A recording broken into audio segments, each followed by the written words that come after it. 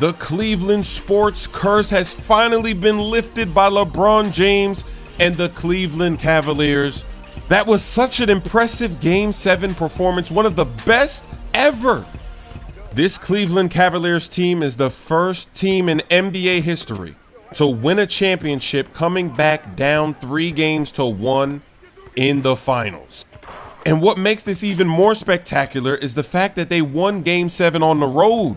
I don't know what the stats are, but I know that the odds are so low for the road team to win Game 7 in the finals. The stats are ridiculously low. I should probably Google it and find out.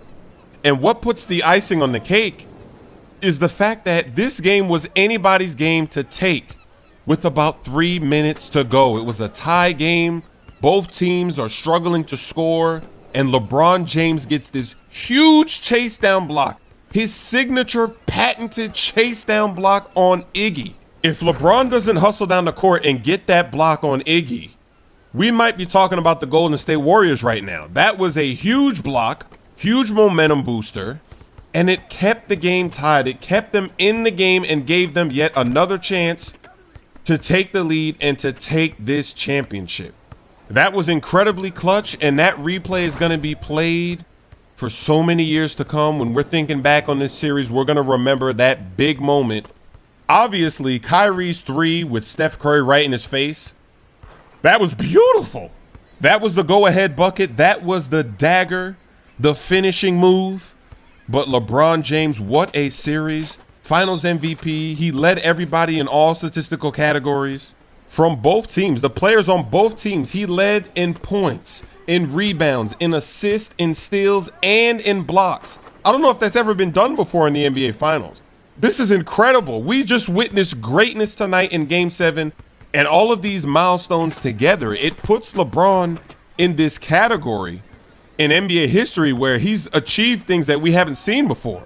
Congratulations to the Cavs, and shout out to everybody that was showing the Cavs love in all of these videos. Because after every game, even when the Cavs were down 3-1 and I'm making the video talking about the game after the game, I saw so many comments that said Cavs in 7, Cavs in 7. After every video, literally, Cavs in 7. You believe land is real. And here we are, a Sunday, Father's Day, and the Cavs actually do it. They actually defeat the 73-9 Golden State Warriors, the best regular season record ever, and they just came back down 3-1 against the Thunder. They were destined to make history, and none of that matters now because LeBron James spoiled that party. All season long, it was the Golden State Warriors. That's all we heard about in the media all season long, and LeBron James just crashed the party. We have to give LeBron James his props for what he was able to do, avenging his loss last year. It was so sad seeing him lose the way he did with all of his players injured and him playing his heart out every night, dropping 40 points, still taking it to 6 games. To see him come back the very next season and win it all, beat that same team, get your revenge, that is special. This win, it definitely makes up for last year's loss. It pretty much removes last year's loss from his record. I know people are still going to talk about him losing twice with the Heat, and those were pretty bad losses. So that's still a stain on his legacy, and people are going to bring that up. The way that they lost to the Mavericks with LeBron in one game scoring 8 points or 5 points, I can't remember. It was some low number. That was very bad. And then the second time that they played the Spurs, it was a rematch.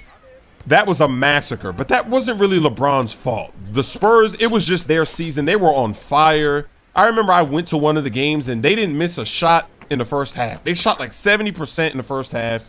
So that was a bad loss too, but that wasn't really that bad. Then his first finals loss, he wasn't really supposed to be there. When he got swept by the Spurs the first time he was on the Cavs, 2007, he had no business being in the finals, but somehow he got his team there. But it's going to be interesting to debate this when he retires. He still has a long way to go, but this win right here makes his legacy so interesting to talk about in the future when his career is all said and done and we look back at his career and we look back to all these moments. It's going to be so interesting to talk about that. I definitely have to talk about the Warriors. Obviously, this was a tough loss. They were up 3-1. It looked like the championship was theirs. You have to put a lot of blame on Draymond Green for getting himself suspended, for having that record in the playoffs anyway, for having that many technical fouls and flagrant fouls, accumulating so many.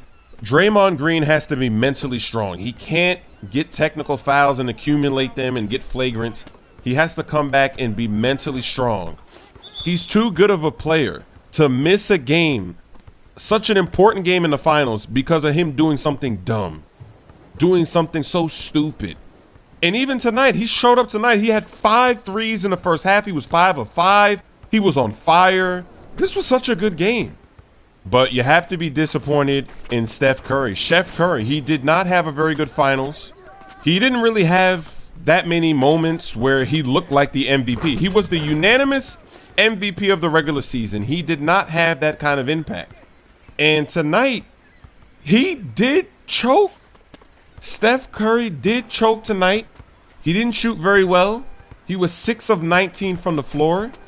And he was 4 of 14 from downtown, from behind the line, from three-point land, 4 of 14. He was chucking up threes, settling for threes, taking bad threes. He needs to get in the lane, get some layups, get easier baskets. He had a very dumb turnover in the game. Remember in the fourth quarter, he does a behind-the-back pass that goes way out of bounds. There's no reason to do that. In Game 7, you don't need to be doing fancy passes. You need to get the win. And then, of course, at the end of the game, after Kyrie hits the 3 in his face, he tries to get a 3 of himself, and it was just looking ugly. The threes that he was throwing up, trying to force the shot, not even hitting the rim, and he had a lot of bad threes in this game. And Steve Kerr, the head coach, he also choked. He started the game with Ezeli, which all Warriors fans know you don't want Ezeli getting extended minutes. Then even in the fourth quarter, he put Ezeli back in the game, and it was a nightmare. He fouled LeBron on a 3. Ezeli was getting blocked. He had a terrible game. I guess you could say he didn't really have much of a choice, though, because with no Bogut, you either have to play him or Varejao. Varejao was flopping all over the place. He's going to get fined for some of the flops he had for sure. There was a flop on Kevin Love where he flopped twice and got no call. He was looking absolutely silly on the baseline. It was just embarrassing to see him flop that bad. So it's either play those guys or just go super small for the entire game. But obviously you got to give some guys a rest. Kerr was in a tough spot, but still they lost 3 games in a row in the NBA Finals. He couldn't figure out how to get his team to perform well and win without Bogut. He had 3 games to do it, 2 home games. They blew 2 home games, 1 on the road. There's no excuses. You'll be able to see that the NBA is very consistent with this issue. Anytime that a player has thrown anything into the crowd or at a fan, that player was fined. The fine seemed to range anywhere from $10,000 all the way up to $35,000, but they have been very consistent. You throw something